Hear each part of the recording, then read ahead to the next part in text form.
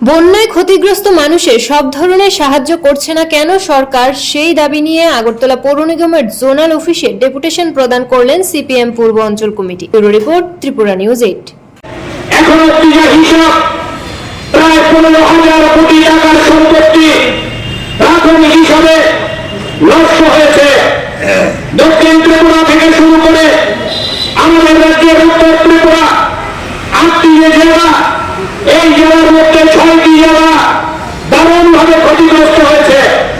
আরো 2টি জেলা আংশিকভাবে বন্যার কবলে পড়েছে। সেই ইতিহাস আমি আপনাদের কাছে দুঃসহের ইতিহাস আপনাদের সামনে বলতে চাইছি না।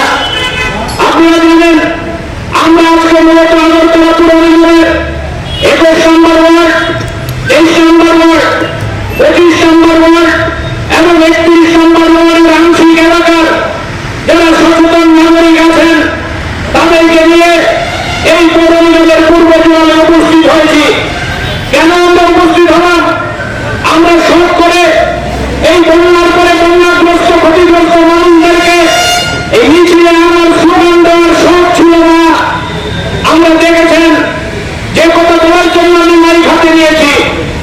এই বন্যার 5 দিন এবং বন্যা পরবর্তী সময় আজকে যে 5 দিন আমরা কিন্তু সিপিআইএম কিংবা বামপন্থী কোন সংগঠন বলে রাজনীতি করিনি, সরকারের বিরুদ্ধে একটা কথাও বলিনি। আমরা বলেছি এখন হচ্ছে প্রাকৃতিক দুর্যোগ, মানুষ বিপদে আছে, মানুষের পাশে দাঁড়াতে হবে। আপনারা জানেন, লক্ষ্য করেছেন, বক্তৃতার জন্য না, 20 তারিখ সন্ধ্যাবেলা থেকে শুরু করে আমাদের রাজঝান্ডার বন্ধুরা, বামতান্ত্রিক আন্দোলনের বন্ধুরা বন্যা কবলিত মানুষের পাশে দাঁড়িয়েছেন। আমাদের দক্ষিণ চন্দ্রপুর বাঁধের এইবারে শত শত মানুষ যারা বন্যা দুর্গত ছিলেন, নৌকার অভাবে, বোটের অভাবে যারা জলে হাবুডুবু খাচ্ছিলেন, তাদেরকে জীবনের ঝুঁকি নিয়ে আমাদের বামপন্থী বন্ধুরা উদ্ধার করার কাজে হাত লাগিয়েছিল। সন্ধ্যাবেলা আমরা তাদেরকে সত্য খবর পৌঁছে দেওয়ার উদ্যোগ গ্রহণ করেছিলাম। সরকারের মুখাপেক্ষি হয়ে আমরা থাকিনি। 21 তারিখ ওই আমাদের হরিজন কলোনি এলাকার ইন্দ্রনগরে সেখানে যখন জল ঢুকে যায়, মানুষ যখন বন্যাবাসী হয়, আমাদের বামপন্থী আন্দোলনের বন্ধুরা সঙ্গে সঙ্গে হস্তক্ষেপ করে ওখানে একটা আবাসিকদের এলাকা, তাদের সাথে কথা বলে ওই জায়গায় রান্না করা খিচুড়ির খাবার ব্যবস্থা করে। শুধু তাই না, আমরা করেছি বলে বলছি না, শুধু সভ্য খাবার না, খিচুড়ি না, নানাভাবে ওই মশারি প্রমাণ থেকে শুরু করে বিছানার চাদর পৌঁছে দেওয়া, তাদের এলাকার মধ্যে যেন রোগ জীবাণু না হয় ব্লিচিং ছড়িয়ে দেওয়া, ডাক্তারবাবুকে এনে স্বাস্থ্য শিবির করা। আপনারা জানেন, এই এলাকায় আমাদের রাজ্যের প্রাক্তন মুখ্যমন্ত্রী মানিক সরকার পর্যন্ত এসে পরিদর্শন করেছেন। মন্ত্রিসভার এক সময় বামপন্থী মন্ত্রিসভার একাধিক প্রাক্তন মন্ত্রীরা এই এলাকা নিয়ে উদ্বেগ প্রকাশ করে এই এলাকা ভিজিট করেছেন, সরকারের কর্তৃপক্ষের সাথে কথা বলেছেন। আমি আপনাদের কাছে এই কথাগুলো বললাম অহংকার করার জন্য না, বড়াই করার জন্য না, মানুষের সেবা করেছি এটা করে উদাহরণ দেওয়ার জন্য না।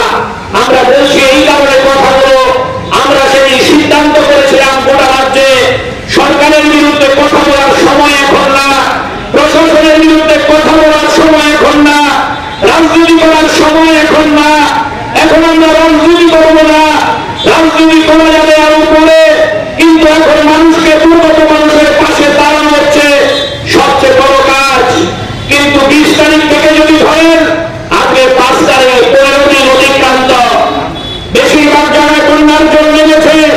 আমি আপনাদের বলবো, পৌরসভার অফিসারের কাছে গেছেন আমাদের প্রতিনিধিরা, আপনারা বন্যা কবলিত এলাকাগুলো ঘুরে দেখেন তো, দক্ষিণ চন্দ্রপুরে যান তো, হরিজন কলোনিতে যান, আমাদের চন্দ্রপুরের বন্ধুরা এখানে আছেন, কৃষ্ণানীরা এখানে আছেন, জিজ্ঞেস করুন তো তাদের রাস্তাঘাটের অবস্থা, পানীয় জলের অবস্থা। আগে মানুষ পানীয় জল কিনে খেতে হয়, বিশুদ্ধ পানীয় জল তাদের কাছে পৌঁছচ্ছে না। রাস্তাগুলো যাতে তাড়াতাড়ি মেরামত করা সম্ভব না, নতুন করে আমরা জানি, কিন্তু মানুষ যাতে হাঁটাচলা করতে পারে, ই রিক্সা অটো যাতে চলতে পারে, জন্য আবার করে একটু টেম্পোরারি মেরামত হবে না? সরকার কোথায়? 15 দিন হয়ে গেল, দক্ষিণ চন্দ্রপুরে হাঁটার রাস্তা নেই, কাদা, মাসি মশার উপদ্রব, ঘরে ঘরে রোগ জীবাণু, সরকারি তরফে ব্লিচিং ছেড়ানোর কোনো ব্যবস্থা নেই, মশা নিধন করার জন্য কোনো মেশিনারি নেই। কি কাণ্ড! অথচ আমরা প্রচার দেখছি দিল্লি থেকে নাকি কোটি কোটি টাকা আসছে। রাজ্যের মুখ্যমন্ত্রী থেকে শুরু করে মন্ত্রিসভার প্রায় সব সদস্যরা প্রতিদিন টুইট করছেন, নরেন্দ্র মোদী সাহেব এত কোটি দিয়েছেন, তো অমিত শাহ এত কোটি দিয়েছেন, বিভিন্ন রাজ্যের মুখ্যমন্ত্রী একান্ত অভিলে টাকা দিচ্ছেন, সরকার নাকি ঢেলে টাকা দিচ্ছে দিল্লির সরকার, ত্রিপুরা ইউনিয়নের সরকার, রাজ্যে নাকি টাকার কোনো অভাব নেই। আমরা জিজ্ঞেস করি, টাকার অভাব নেই, এটা কি প্রমাণ? ঘর ভেঙে পড়ে আছে টেম্পোরারি, এখন অব্দি একটা পরিবারে 2 ভাগ 3 দেওয়ার ব্যবস্থা নেই। গার্জিয়ানরা তো এখানে আছেন, সাংবাদিক বন্ধুরা তো এখানে আছেন, আপনাদের জিজ্ঞেস করি, রাজ্যে কি বন্যা হয়নি? এর আগে 93 সালে বন্যা হয়েছে,